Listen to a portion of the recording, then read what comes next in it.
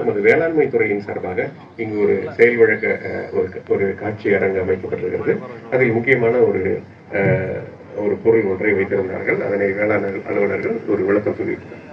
நாம் பயிர்களுக்கெல்லாம் தெளிக்க இந்த யூரியா பயன்படுத்துவதனால் தலைச்சத்து பயிர் நன்றாக வருகிறது என்ற ஒரு எண்ணத்தில் அதனை தொடர்ந்து பயன்படுத்தி கொண்டிருக்கிறோம். ஆனால் அது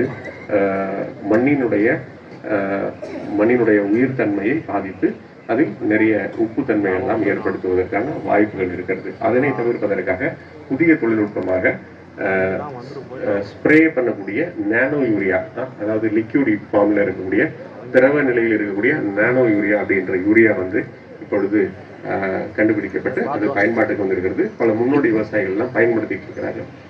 இதுதான் அந்த நானோ யூரியா என்று சொல்லக்கூடிய அந்த ஒரு பாட்டில். இதனுடைய விலை 250 ரூபாய்.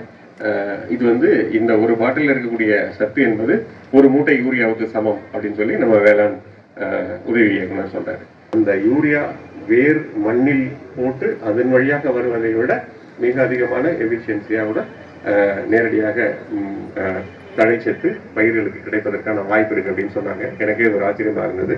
நானும் ஒரு விவசாய பண்ணிட்டு இருந்ததுனால ஒரு சிறு பாட்டில் இருக்கக்கூடிய ஒரு யூரியாவினுடைய அளவு என்பது ஒரு மூட்டை யூரியாவில் இருக்கக்கூடிய மொத்த தலைச்சத்தையும் அதை கொடுக்கும் அப்படின்னு சொல்லியிருக்காங்க. ஸோ இதனையெல்லாம் விவசாயிகள் வாங்கி நீங்கள் பயன்படுத்தி பார்த்து குறைந்தபட்சம் ஒரு நிலத்திலாவது பயன்படுத்தி பார்த்து அதன் பலன்களை எல்லாம் உணர்ந்து கொண்டு அடுத்தடுத்த காலகட்டங்களில் வரும் காலகட்டங்களில் நீங்கள் உங்களது பயிர்களை ஒரு நல்ல மண் வளத்தை பேணி பாதுகாக்கின்ற வகையில் நீங்கள் உங்களது விவசாயத்தை மேம்படுத்த வேண்டும் என்று அன்போடு கேட்டுக்கொள்கிறேன்.